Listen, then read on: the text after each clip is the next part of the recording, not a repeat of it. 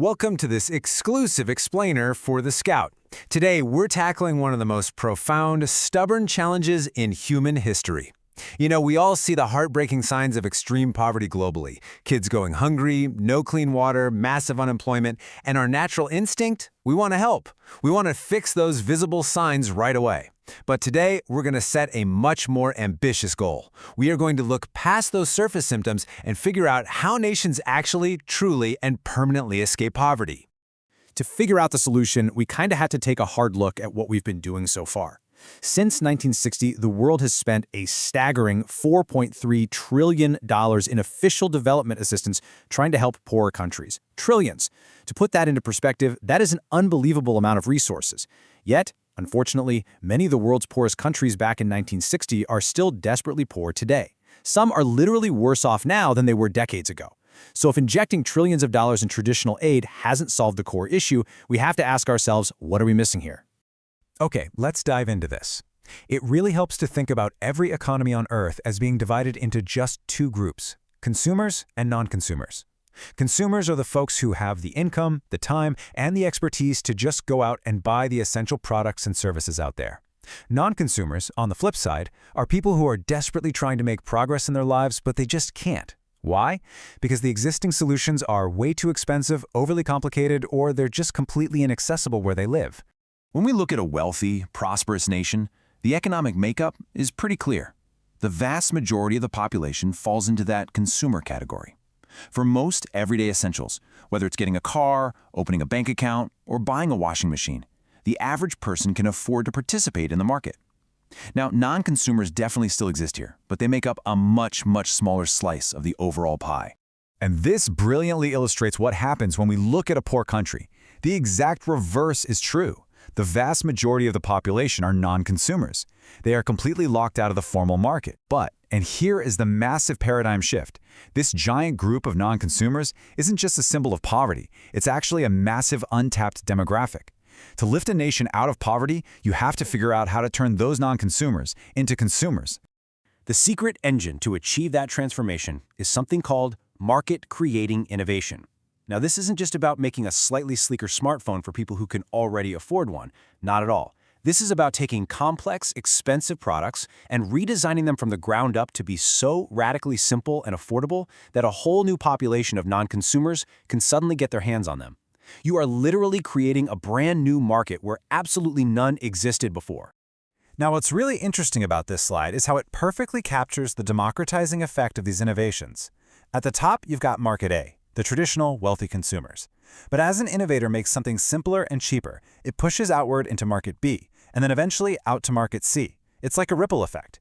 It continuously brings these crucial products to entirely new, much larger circles of society, and it generates profound economic momentum along the way. Now, you might be wondering, is this just some slick, modern tech industry theory? Actually, no. It's the exact same blueprint that built the wealthy nations of today. Take the United States, for example. Back in the 1850s, America was desperately poor, totally rife with corruption, and had an infant mortality rate that was worse than many of the poorest nations today.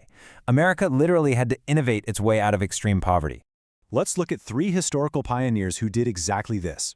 Isaac Singer realized most average folks couldn't afford his sewing machines outright, so he introduced payment plans. Bam! Millions of poor Americans suddenly became consumers.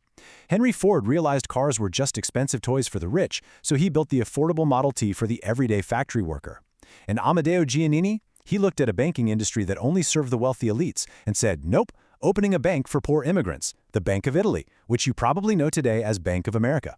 They all targeted non-consumption, and by doing so, they created massive new wealth. So the crucial point is understanding the fundamental difference between how traditional aid works and how innovation works. We like to call this the difference between push and pull. Traditional philanthropy? That's a push strategy. It takes resources from wealthy nations and forcefully pushes them into poor nations. It's incredibly well-intentioned for sure, but it rarely lasts. Market-creating innovation, however, is a pull strategy, and as you're about to see, it changes the entire game. Let me share a quick story from our source material about Ifosa Ojomo.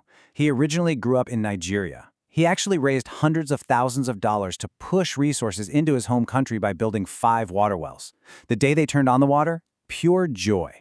But 6 months later, the well started breaking down. Out in those rural areas, there were no skilled technicians or spare parts to fix them. Today, sadly, only one of his 5 wells still works. As the saying goes in the development world, no one gets fired for building a well, because it looks amazing on paper. But pushing resources into an environment that just isn't ready to sustain them, it almost always breaks down eventually. And that right there is exactly why we have to focus on the power of pull. Pull happens when an innovator creates a market that genuinely serves non-consumers. Because that new market is actually profitable and solves a real daily struggle, it acts like a giant magnet. It naturally pulls in and sustains the infrastructure, the education, and all the resources needed to keep that market alive. It doesn't rely on endless charity, it relies on a completely self-sustaining economic engine. To see what this looks like in action today, we have a perfect modern masterclass in market-creating innovation. The Tolaram Group over in Nigeria. Decades ago, Tolaram wanted to sell instant noodles to everyday Nigerians. At the time, Nigerians were total non-consumers of instant noodles. To make them affordable and accessible, Tolaram had to build the market completely from scratch, in an environment that had very little existing infrastructure.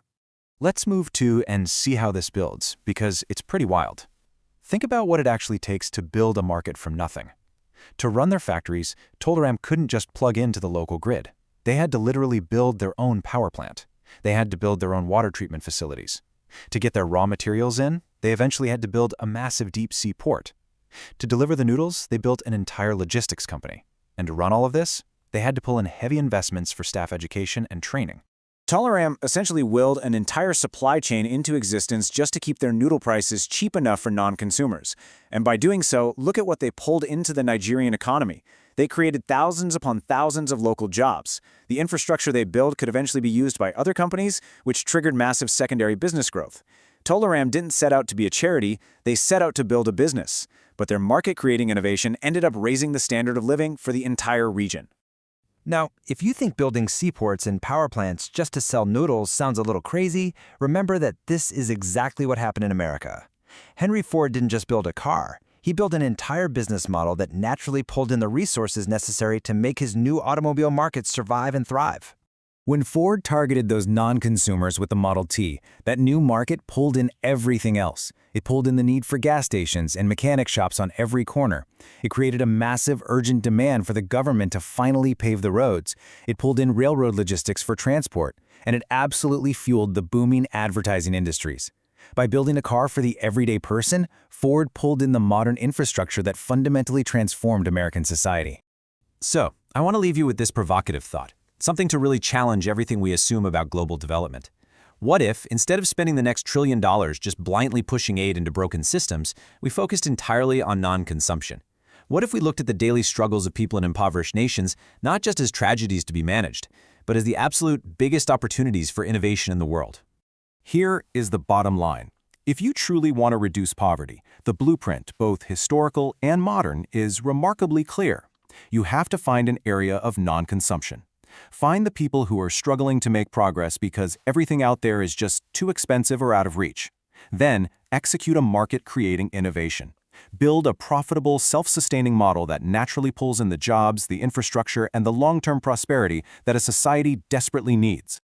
Thank you so much for joining me for this explainer. If this changed how you view global poverty, please hit that like button and make sure to subscribe to The Scout for more deep dives. We have a lot more to uncover together.